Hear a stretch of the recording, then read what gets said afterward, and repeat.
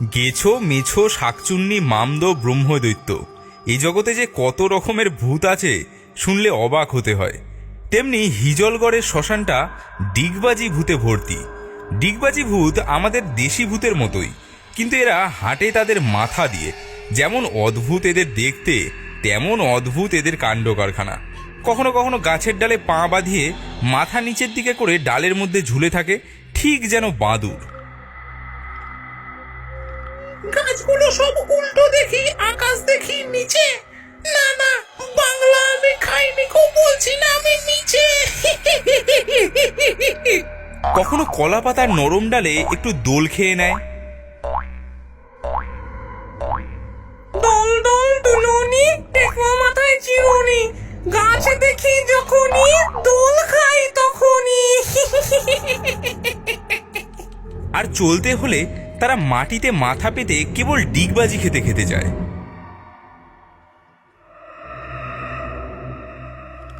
একবার একটা লোক এই ডিগবাজি ভূতের পাল্লায় পড়েছিল।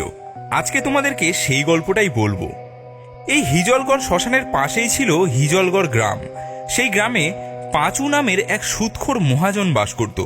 সে মানুষকে অনেক চড়া সুদে টাকা ধার দিত। টাকা ছাড়া আর কিছুই বোঝে না সে। ধার বাকি থাকলে গলায় পা দিয়ে টাকা কিভাবে বার করতে হয় সেসব কলাকৌশল তার ভালোই জানা ছিল। একবার সে জগা নামের একটা লোককে টাকা ধার দিয়েছিল, কিন্তু জগা কিছুতেই সেই টাকা শোধ করছিল না। এজন্য পাঁচু একদিন তার টাকা উসুল করার জন্য জগার বাড়িতে এসে হাজির হলো। এই এই জগা, বেরো বাড়ির থেকে, আমার টাকা ফেরত দে বলছি। কথা কানে যাচ্ছে না? ঘরের মধ্যে লুকিয়ে আছিস বেটা? জবাব দে। আরে পাচুদা, আর দুটো দিন সময় দাও। দুদিন করে করে তুই অনেক সময় কাটিয়েছিস, আর আমাকে দেখলেই তুই যেখানে সেখানে লুকিয়ে পড়িস। আমি জানি না ভেবেছিস? তুই আজই আমার টাকা দিবি। ভালোভাবে বললাম, শুনলি না তো? তোর টাকা দেবই না, তুই কি করবি করে নে। দিবি না? তবে রে শয়তান, তবে এই নে। এ কি হলো? একটা বাড়ি খেয়ে পটল তুললো নাকি? জগা, জগা, জগা, ওঠ। টেসে গেলি নাকি রে? এই জগা, জগা, ওঠ ওঠ। হায় সর্বনাশ, আমি কি করে ফেললাম? এবার আমাকে পুলিশে ধরবে, তারপরে বিচার করে আমাকে ফাঁসি দেবে। না না, আমি মরতে চাই না। আমি পালিয়ে যাবো আজকেই আমি। পাঁচু সে রাতেই গ্রাম থেকে পালিয়ে গেল।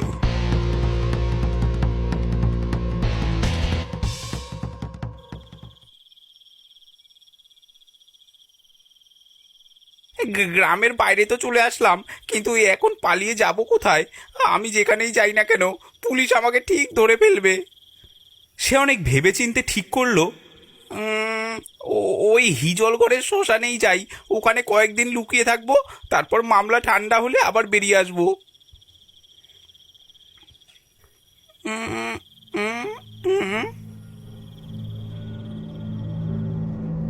সে প্রকাণ্ড একটা গাছ দেখে তাতে উঠে তার ঘন পাতার আড়ালে সে লুকিয়ে বসে রইল। সেদিন ছিল পূর্ণিমা, তাই চারিদিক জ্যোৎস্নায় ফুটফুট করছে। শ্মশান, মাঠ, গঙ্গার জল, গাছপালা, জঙ্গল বেশ দেখা যাচ্ছে।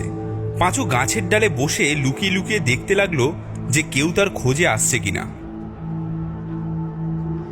হঠাৎ তার চোখে পড়ল একটা কঙ্কাল। শ্মশান থেকে ডিগবাজি খেতে খেতে সেটা এই গাছটার দিকেই এগিয়ে আসছে। তার পিছনে একটা, আবার তার পিছনে আর একটা। ঘন ঘন ডিগবাজি খেতে খেতে শন শন করে তারা এগিয়ে আসছে। ওরে বাবা রে, এরা সব কারা রে? এই যে দেখছি কেবল হাড়, এরা এমন ডিগবাজি খেয়ে আসছে কেন? ওরে বাবা রে, ভয়ে পাঁচুর আত্মারাম খাঁচা ছাড়া হয়ে এলো। তারপরেই তার কানে এলো ভয়ঙ্কর হাসির শব্দ।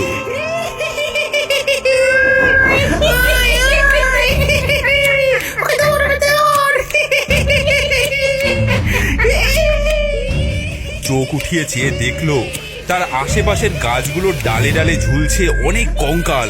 তাদের পা বেঁধে আছে ডালে আর মাথা ঝুলছে নিচে। তাদের সেই দাঁত বার করা মরার মাথা থেকেই এমন ভয়ঙ্কর হাসির শব্দ উঠছে। পাঁচু এসব দেখে থর থর করে কাঁপতে লাগলো। ওরে বাবা, ওরে বাবা, কোথায় এলুম রে? এর থেকে তো পুলিশের হাতে পড়াই ভালো ছিল রে। সে তখন মনে মনে রাম নাম জপ করতে লাগলো।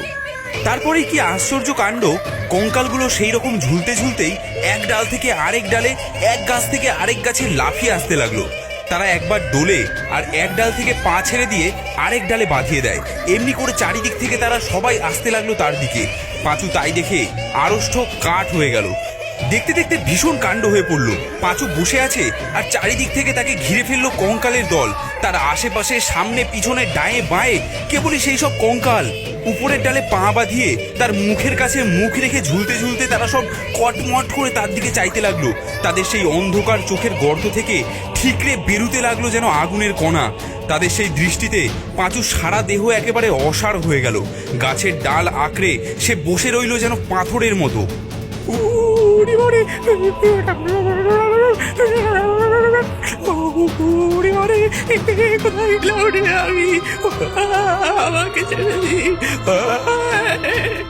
ডিগবাজি ভূতেদের যে সর্দার, তার মাথাটা হাড়ির মতো প্রকাণ্ড আর তার দাঁতগুলো কি বিশ্রী। সে সেই লোকটার চোখের সামনে তার আগুনের ভাটার মতো চোখ রেখে দাঁত খিচিয়ে হেড়ে গলায় বলল, কেন এলি রে? কেন এলি? কেন এলি মরতে এখানে?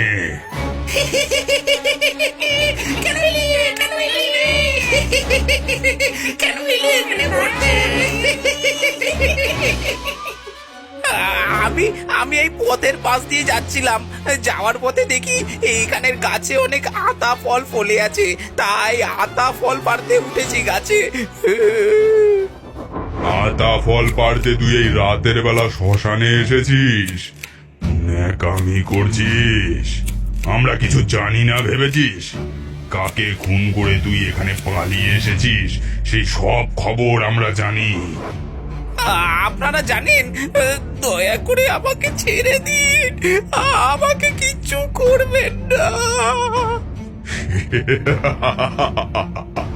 কিন্তু তোর কর্মের ফল তো তোকে পেতেই হবে। তোকে বেশি কিছু করব না, তোকে শুধু একটা ডিগবাজি খাওয়াবো।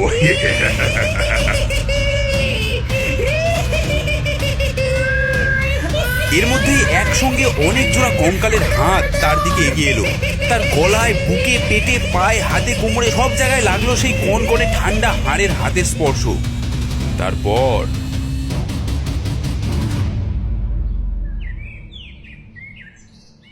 বলো হরি হরি বল, বলো হরি হরি বল, বলো হরি হরি বল, বলো হরি হরি বল, বলো হরি হরি বল, বলো হরি হরি বল, বলো হরি হরি বল, বলো হরি হরি বল।